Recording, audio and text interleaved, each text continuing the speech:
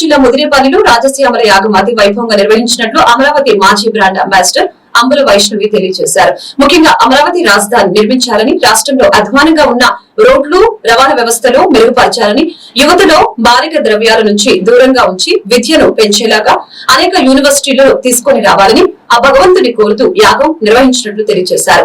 ప్రధానమంత్రి నరేంద్ర మోదీ, చంద్రబాబు నాయుడు, పవన్ కళ్యాణ్ యొక్క కృషి సహకారం ఎంతో కావాలని మాజీ అంబాసిడర్ అంబుల వైష్ణవి తెలిపారు.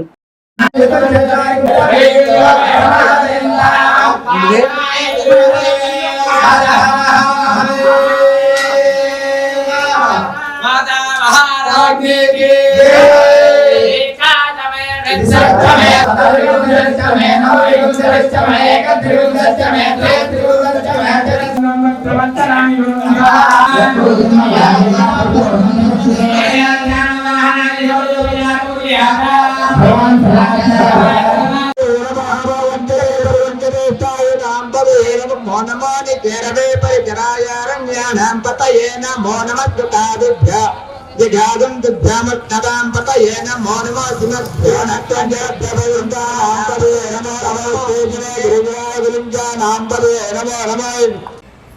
అందరికీ నమస్కారం. నా పేరు అంబుల వైష్ణవి.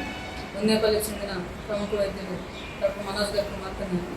మరి ఈరోజు మా స్వగృహం నందు శ్రీ దిగ్విజయ శ్రీ రాజశ్యామల యాగం అనేది జరిపించడం జరిగింది.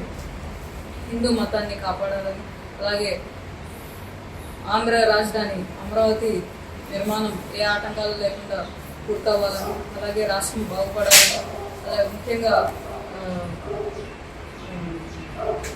రోడ్డు రవాణా సంస్థ అనేది మెరుగుపడాలని, ఆంధ్రాకి మళ్ళీ పూర్వ వైభవం రావాలని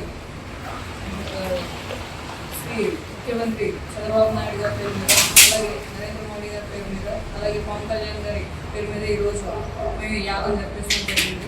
అలాగే గతంలో చంద్రబాబు నాయుడు గారికి మేము ఇచ్చిన మాట ప్రకారం మాకున్న 3 ఎకరాల్లో 1 ఎకరం పొలం అమ్మి 25 లక్షలు అనేది అమరావతి నిర్మాణానికి మా వంతుగా మేము ఇవ్వాలనుకుంటున్నాం. మరి